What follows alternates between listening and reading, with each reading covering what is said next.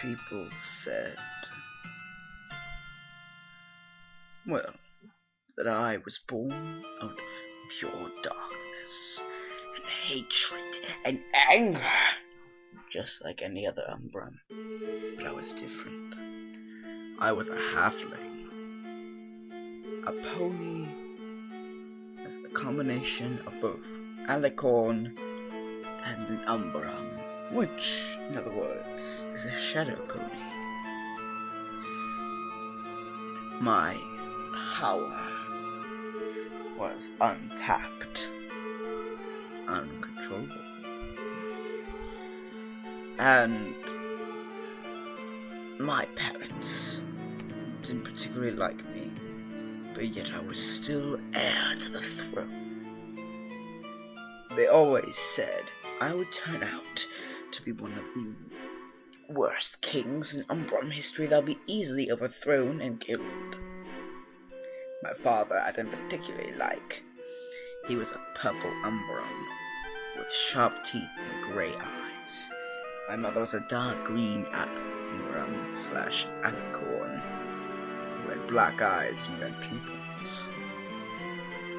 Her neck and head resembled that of a pony. I was just about to think my parents were right. I didn't have my cutie mark yet. It wasn't until I met 4 alicorns. 2 were adults, husband and wife to be exact, and 2 who were 2 young fillies, the daughters of those two, I assume.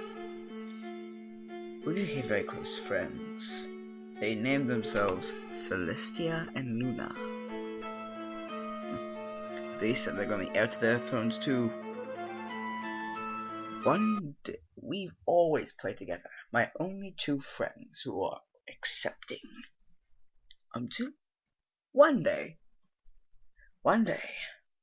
their parents returned to their land, saying that they're dying, and they must need somebody to fulfill their royal duties from now on. To become the controller of the sun and moon, and their daughters were rightful heirs. They left. I haven't seen them again in years. It was a day before my coronation to become Emperor of all Umbrams, when I heard a voice.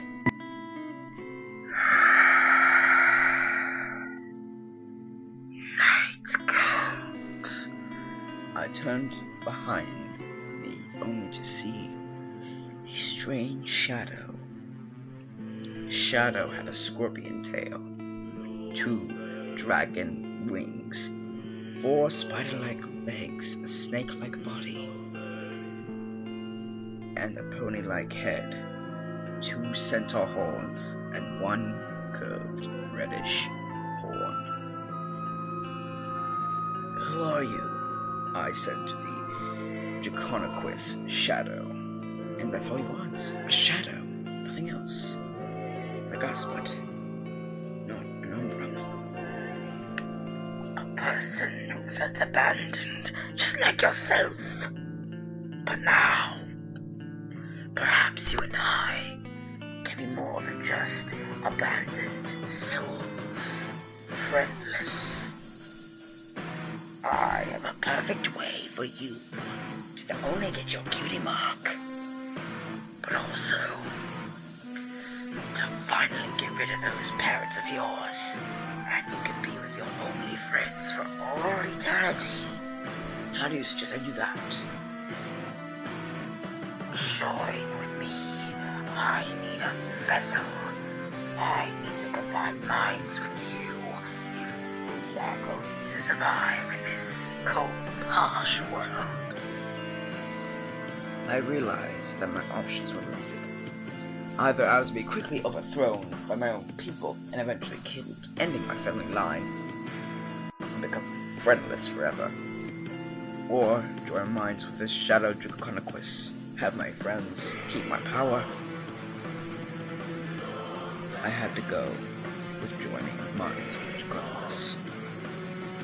In my personal opinion, that was the worst decision I ever made.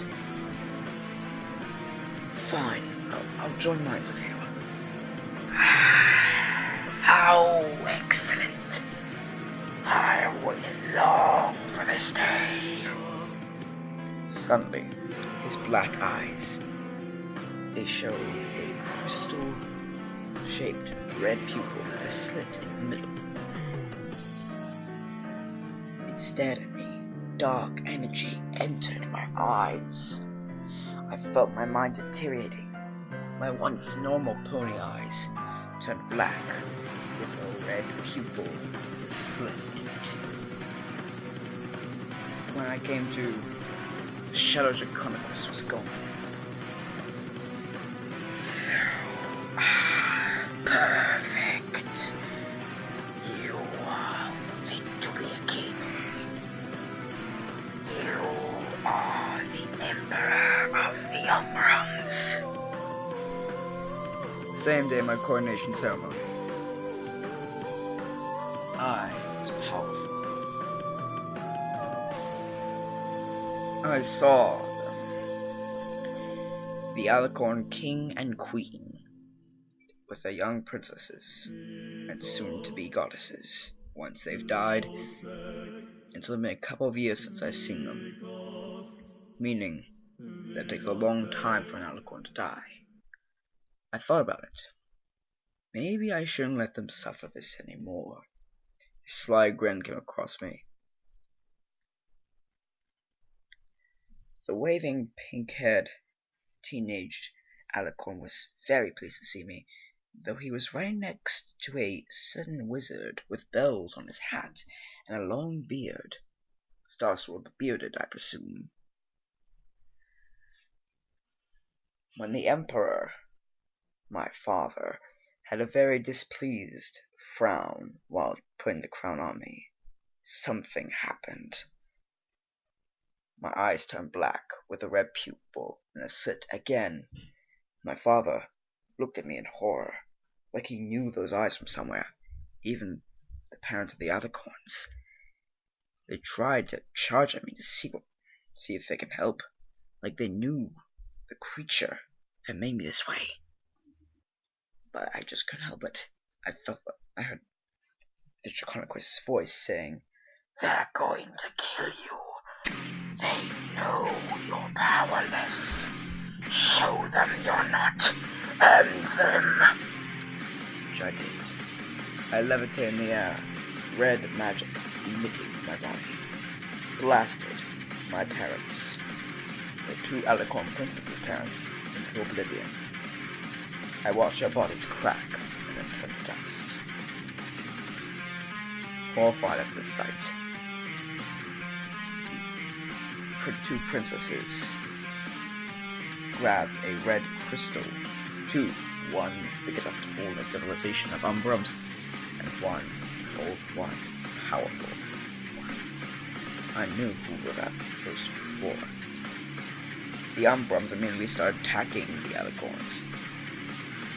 They blasted the Umbrums into a crystal, because they knew that if there is an emperor who is pure evil like me, they will never stop following me. They trapped me in a crystal and locked me away in Canterlot, their castle. Wow. Well, my Umbrum people suffered in the Arctic, but their once beautiful king was not far from the Crystal Empire. It's been a long time. In fact, I heard that there's a new Umbrum king in town. He called himself Sombra. Interesting. And before I was trapped in the crystal, forever fading into unconsciousness, I heard the Shadow Draconicus say. He said, "I seem to be fading into your conscious, but there will come a time when you'll hear my voice again, guiding you until you've conquered all Equestria and had your final revenge. Those two Alicorns were never your friends. They never were. Who are you? Why are you helping me? Why am I helping you? could say that we share a law in common. Secondly,